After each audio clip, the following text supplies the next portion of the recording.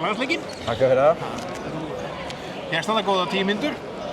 Já, það var bara geðvægt að fá að koma inn á og skora mitt fyrsta mark, sko, fyrir framan alla sáhorfendur. Það er ekki bara svolítið svona fyrir ykkur að koma inn á hérna? Jú, það var bara gæsáhugð að Snorri sagði mér að fara hit upp og þegar ég labbaði sinna á völlinn.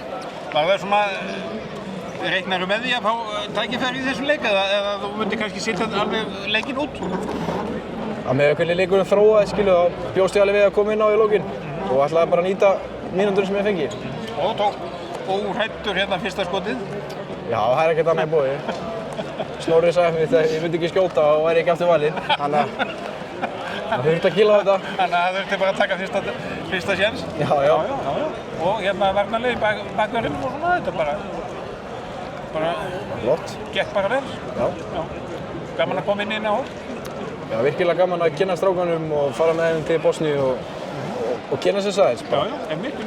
Þú hefur nú verið í yngri landsliðunum, alveg upp í 20 ára landsliðið. Þú ert ekki farið út með 21 ár núna til Bólas eða? Jú, það er stefnan. Það er næsta markmið þegar þú hefur búin að vera Íslandsmeistari? Já, það er næsta markmið. Það er fyrsta markmið? Já, fyrsta markmið og síðan Pólland.